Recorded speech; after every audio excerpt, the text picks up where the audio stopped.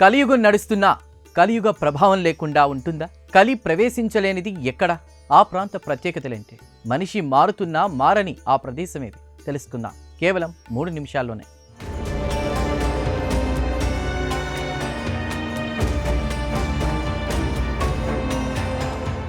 ప్రతిరోజు వార్తల్లో మోసాలు, హింస, దురాశ, అన్యాయాలు చూస్తూనే ఉన్నాం.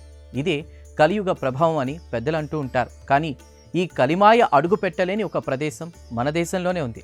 అదే కలిమాయ అంటని దివ్యధామమే నైమిసారణ్యం. ఆ ప్రత్యేకతలేంటో తెలుసుకుందాం నేటి భక్తి ప్రదంలో.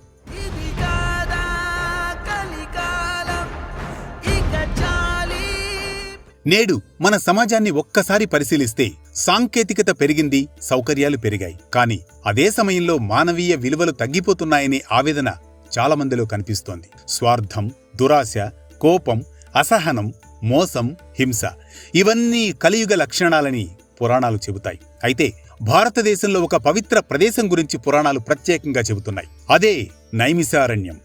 ఉత్తరప్రదేశ్లోని నైమిసారణ్య ప్రాంతంలో గోమతీ నదీ తీరాన ఉన్న ఈ పుణ్యక్షేత్రాన్ని కలియుగ ప్రభావం ఇంకా పూర్తిగా చేరని భూమిగా భావిస్తారు. పురాణ కథనం ప్రకారం మహాభారత యుద్ధం ముగిసిన తర్వాత కలియుగం ప్రారంభం కానుందని తెలుసుకున్న ఋషులు ఎంతో ఆందోళన చెందుతారు. మానవ సమాజంపై కలియుగ ప్రభావం ఎలా ఉంటుందో వారికి తెలుసు. అందుకే వారు బ్రహ్మదేవుని ఆశ్రయించి కలియుగ దోషాలు చేరలేని ఒక పవిత్ర స్థలాన్ని చూపించమని ప్రార్థిస్తారు. అప్పుడు బ్రహ్మదేవుడు తన మనోమయ చక్రాన్ని ప్రయోగించి ఈ చక్రం ఎక్కడ ఆగుతుందో ఆ ప్రాంతం కలియుగ ప్రభావాల నుంచి రక్షితమవుతుంది అని ప్రకటించినట్లు పురాణాలు చెబుతున్నాయి.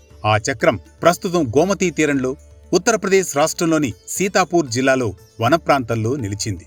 అదే ప్రస్తుత నైమిసారణ్యం. ఈ ప్రాంతానికి మరో విశేషం కూడా ఉంది.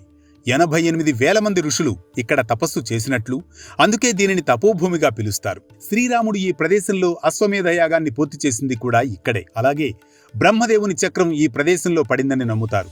ఈ ప్రదేశంలోనే దధీచి మహర్షి ఇంద్రునికి తన ఎముకలను దానం చేశారు. ఈ నైమిసారణ్యం లక్నోకు 90 కిలోమీటర్ల దూరంలో ఉంది.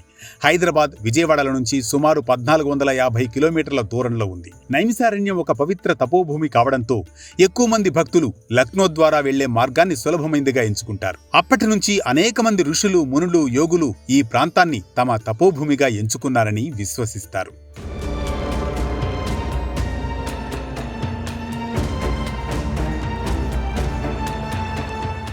ఇది కలిదోషం అంటని పవిత్ర పుణ్యక్షేత్రం నైమిసారణ్యం.